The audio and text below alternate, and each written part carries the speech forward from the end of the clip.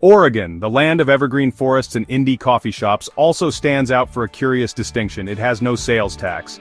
That's right, zero, zilch, nada.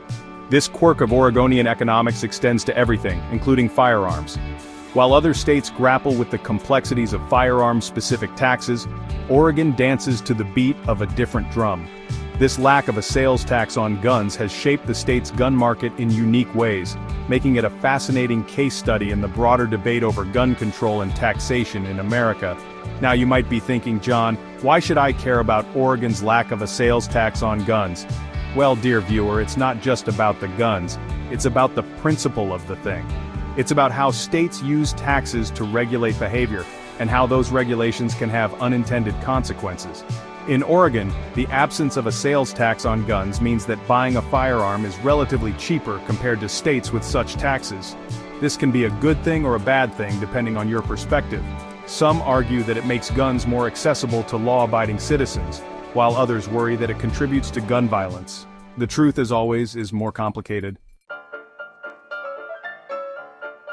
Enter ballot. Measure 114, a piece of legislation passed by Oregon voters in 2022. This measure, if implemented, would require permits, background checks, and safety training for all firearm purchases.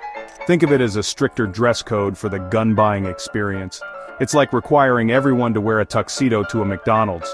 Sure, it might make things a bit fancier, but is it really necessary? However, like a contestant on the Great British Baking Show who forgot the baking powder, ballot measure 114 has hit a snag. Legal challenges have put its implementation on hold, leaving the state in a regulatory limbo. It's like trying to order a pizza while the pizza place is arguing with the delivery app. This delay has only intensified the debate over gun control in Oregon. Supporters of the measure argue that it's a necessary step to curb gun violence. They point to the tragic mass shootings that have plagued the nation as evidence that something needs to change. Opponents, however, argue that ballot measure 114 is an infringement on their Second Amendment rights. They see it as a slippery slope towards government overreach and confiscation of their firearms. Meanwhile, in the neighboring states of Ohio and Washington, different dramas are unfolding. Ohio, a state with existing sales taxes on firearms, is considering eliminating them altogether. Think of it as a Black Friday sale, but for guns. This move has sparked controversy, with some praising it as a boost for local gun businesses, and others condemning it as a reckless move that will only lead to more guns on the streets. Washington, on the other hand, is considering going in the opposite direction. They're thinking of slapping an additional excise tax on top of existing taxes on firearms and ammunition. Imagine going to a restaurant, ordering a steak, and then getting charged extra for using a knife and fork. This proposal, if passed, would make Washington one of the most expensive states to buy a gun in the entire country.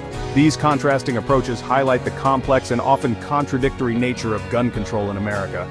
It's like trying to solve a Rubik's Cube while riding a unicycle on a tightrope. The potential economic impacts of these policies are significant.